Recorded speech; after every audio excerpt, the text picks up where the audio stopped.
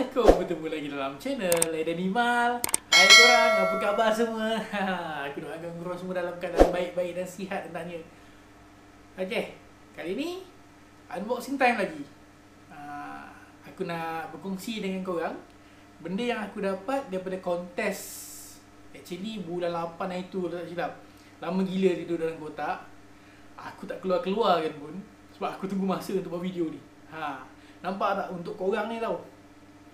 Okay, benda ni aku dapat daripada Shell. Aku masuk kontes. Shell kata, aku dah tak ingat kontes mana, tapi pemenang hadiah dia akan memenangi minyak hitam. So, tak nak buang masa, jom aku nak tunjuk macam mana rupa benda yang sampai tu. Ini dia guys, barangnya. Minyak hitam tu duduk dalam kotak ni lagi. So, tak nak buang masa, jom kita ke tempat unboxing sana. Okay guys, jom. Okay guys, ni kotaknya, pasalnya. Kalau korang nampak. Okay, jom kita buka. Kita tengok kat dalam ni macam mana rupa dia. Apa minyak hitam yang dia bagi.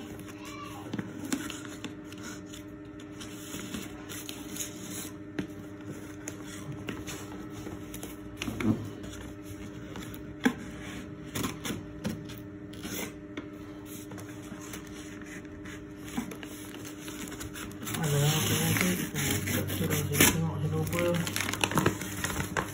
Okey.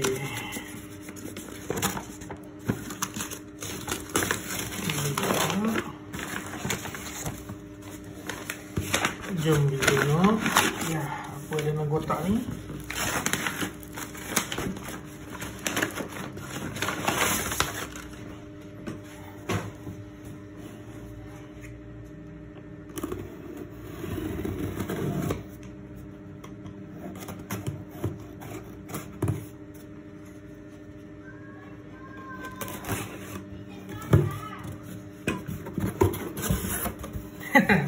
Dia punya kotak besar dan ni je.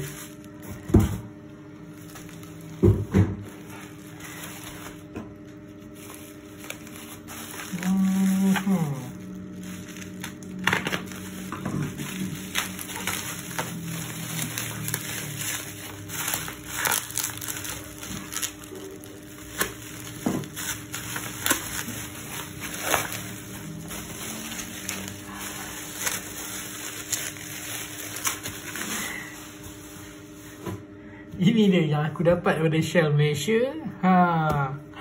Shell L1 40 AX7 1040.